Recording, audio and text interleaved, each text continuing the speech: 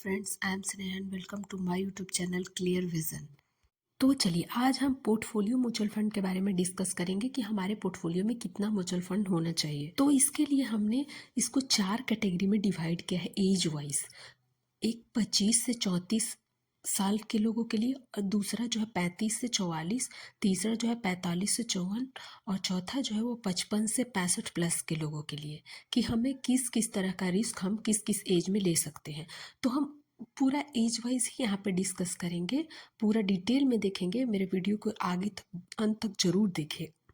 चलिए आगे बढ़ते हैं। उससे पहले आप लोग से एक रिक्वेस्ट है कि मेरे चैनल को सब्सक्राइब करें, लाइक करें और शेयर करें। तो चलिए अब हम लेते हैं 25 से 34 एज ग्रुप वालों को कौन से प्लान लेने चाहिए, उसके बारे में हम डिटेल में देखेंगे। तो 25 से 34 साल में हमें नया नया जॉब मिला हुआ रहता है। हम आसानी से बहुत ही कम पैसे से स्टार्ट कर सकते हैं इन्वेस्ट करना। तो उसके लिए हमने एज 25 से 34 वालों के लिए 3 यहाँ पे फंड रखा है। एक लार्ज कैप में, यानी कि एकदम एकदम मिनिमम अमाउंट 1000 2000 से स्टार्ट कर सकते हैं। SBI blue chip fund direct growth में ये बहुत ही अच्छा खासा रिटर्न इस प्लान ने भी दिया है। और यहाँ दूसरा जो हमने फंड लिया है वो मिड कैप से लिया है, Motilal Oswal mid cap fund direct growth. इसने भी बहुत ही शानदार रिटर्न दिए हैं पिछले कुछ सालों में। और हमने तीसरा जो यहाँ पे म्यूचुअल फंड लिया है 25 से 34 साल के लोगों के लिए, वो है, इसमें 2 प्लान है। एक Nippon India small cap fund direct growth और दूसरा SBI small cap fund direct plan growth. ये दोनों फंड ने बहुत ही शानदार रिटर्न दिया है पिछले कुछ सालों में। और चूंकि हमारा एज भी इस 25 से 34 के एज में हमें उतना ज़्यादा बर्डन नहीं होता, तो हम आराम से रिस्क ले सकते हैं, क्योंकि अगर रिस्क लेंगे तो हमें ज़्यादा से ज़्यादा रिटर्न के भी चांसेस बन जाते हैं। तो चलिए हमने यहाँ दूसरा जो एज ग्रुप जो इसमें डिवाइड किया हुआ है वो है 35 से 44। इस एज में हमारे पास बच्चे होते हैं, घर की थोड़ी सी लायबिलिटी होती है, तो हम यहाँ पे भी आसानी से इन्वेस्ट कर सकते हैं और एक अच्छा खासा कॉर्पस बना सकते हैं रिटायरमेंट से पहले ही। तो चलिए यहाँ पे भी हमने जो प्लान लिया है वो लार्ज कैप के लिए लिया है, SBI blue chip fund direct plan growth को। और मिड कैप के लिए हमने Motilal Oswal mid cap fund same रखा है। और दूसरा जो हमने मिड कैप में लिया है यहाँ पे वो है quant mid cap fund direct plan growth. इसने भी बहुत ही शानदार, ये दोनों म्यूचुअल फंड ने रिटर्न दिया है। तो हम इस एज में थोड़ा सा अपना मिड कैप में बढ़ा सकते हैं अपना इन्वेस्टमेंट को अपने हिसाब से। ये कोई हार्ड एंड फास्ट रूल नहीं है, अपने हिसाब से। और हमने तीसरा जो इसमें स्मॉल कैप जो फंड लिया, हमने यहाँ पे स्मॉल कैप में भी 2 फंड लिए हैं 35 से 44 एज ग्रुप वालों के लिए। उसमें Nippon India small cap fund जो पिछले में भी हमने लिया था, और दूसरा SBI small cap fund direct plan growth. इन दोनों फंड ने भी बहुत ही अच्छा रिटर्न दिया है। तो हम थोड़ा सा इस एज में आराम से हम थोड़ा रिस्क भी ले सकते हैं, क्योंकि लॉन्ग टर्म में हमें बहुत ही बेनिफिट पहुंचाता है ये स्मॉल कैप कंपनी।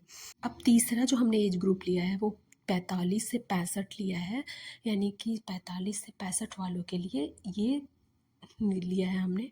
तो यहाँ पे डिस्क्लेमर है कि मेरे इस प्लेटफॉर्म से स्टॉक या म्यूचुअल फंड के बाई या सेल का रिकमेंडेशन बिल्कुल भी ना समझे, ये सिर्फ एजुकेशनल पर्पज से बनाया गया है। और यहाँ पे जो हमने प्लान लिया है 45 से 65 एज ग्रुप वालों के लिए, इसमें सेम ही रखा है SBI blue chip fund direct plan growth ने। ये बहुत ही अच्छा फंड है, इसलिए हमने ये तीनों ग्रुप में एज ग्रुप में लिया है इस फंड को। अब इस एज में जाकर के हमें बहुत ज़्यादा रिस्क से डर लगता है, तो हम उस हिसाब से मैंने यहाँ पे प्लान लिया है large cap, mid cap, small cap, और स्टॉक्स में हमने यहाँ पे कुछ लिया है।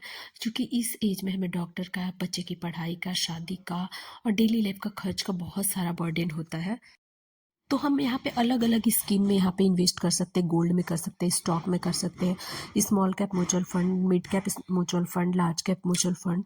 इस तरह का ऑप्शंस हमारे पास, इवन PPF भी होता है, उस तरह के फंड में भी हम इन्वेस्ट कर सकते हैं। तो चलिए यहाँ पे हमने सिर्फ और सिर्फ म्यूचुअल फंड को ही लिया है, कि अगर मात्र हम म्यूचुअल फंड में ही इन्वेस्ट करें तब भी हम करोड़पति बन सकते हैं इस एज में भी जा करके, और फाइनेंशियली बिल्कुल फ्री हो सकते हैं।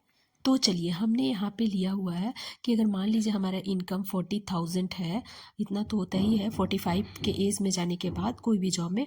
दूसरा एक्सपेंस को हमने 20,000 लिया है, तो सिर्फ बचे में हमारे पास 20,000 रुपये।